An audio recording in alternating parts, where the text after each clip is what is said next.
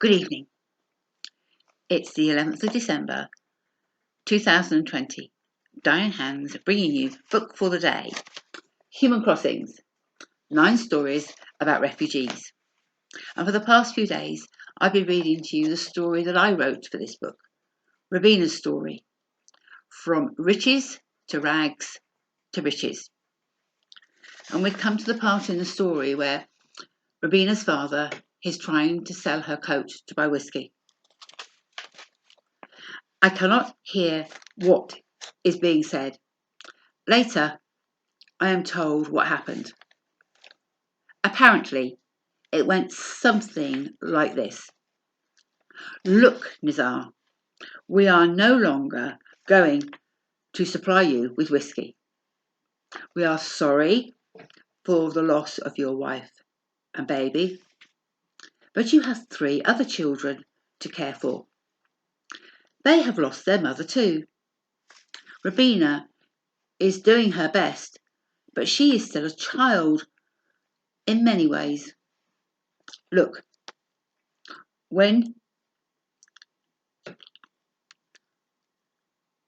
what are you trying to sell? Your daughter's coat? What will it be next? You're a doctor.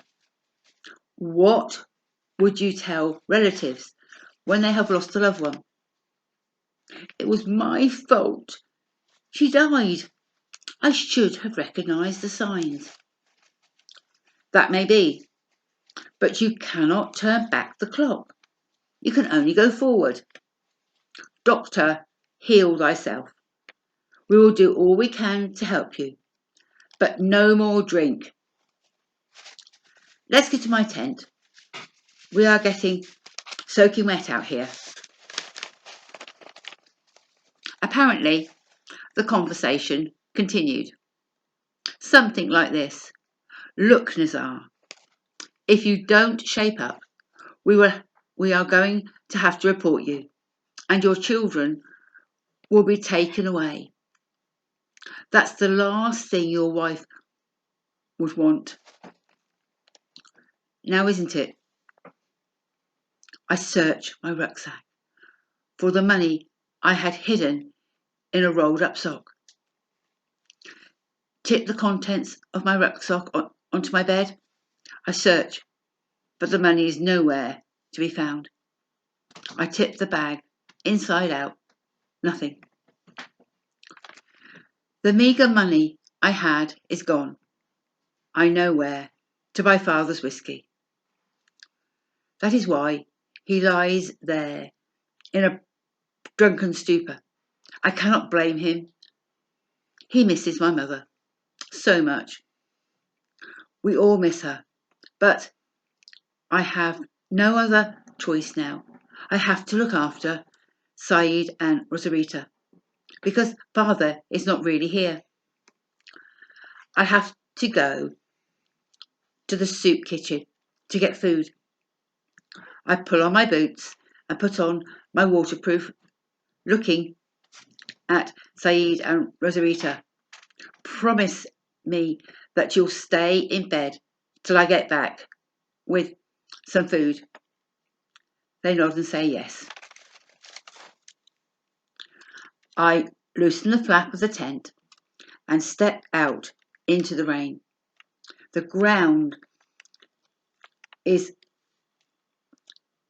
nothing but a quagmire.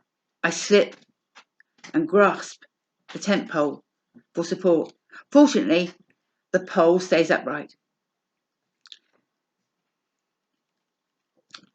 Gingerly, I step outside. At last, when I reach the soup kitchen, the queue for food is very long. I am wet, cold and hungry. I started thinking of mother as I am having a conversation with her. In my mind, I ask, why did you have to die?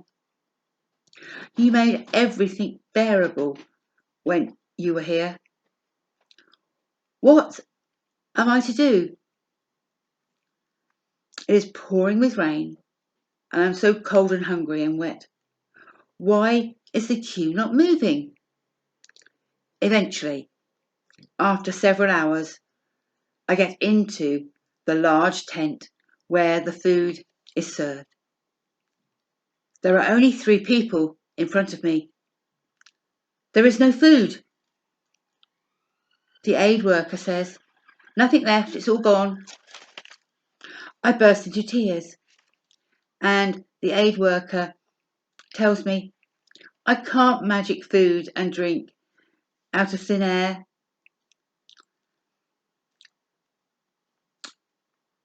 Get here early tomorrow. I turn away crying and suddenly feel an arm go gently around my shoulders. I turn again and am hugged by this lady. I bury my wet face in her chest. We walk out of the food hall together in silence, supporting each other. I don't know what to do. I walk with the lady, not knowing where we are going. Suddenly, through my tears, I can see a crowd gathering at the camp gates. "What's going on?" I ask a woman who comes away carrying 2 loaves of bread. "It's the bread man. He brings us bread, what he can't sell." My new companion and I quicken our pace towards the van parked at the entrance of the camp. I see other people coming away with loaves of bread as I desperately, silently scream, "Please, please, let there be one for me." Somehow the crowd has shrunk and we are at the front. The baker gives us a loaf and says, "Here you are. This is the last large loaf I have." I clutch his hand and start kissing it. "Thank you, thank you." Just a minute. The baker looks in his van and comes out with a jam cake, which he gives to me. "Here you are. I come every day at about this time to give away what is not sold in my shop. Tomorrow is Saturday, so if you want bread tomorrow, make sure you are here early, as I do not come on Sundays." So you'll learn more about what happens to Rubina and her new friend tomorrow. The book, Human Crossings, 9 Stories About Refugees, can be found on Amazon, and you can also read some more on our Facebook page. Till tomorrow, Diane Hans.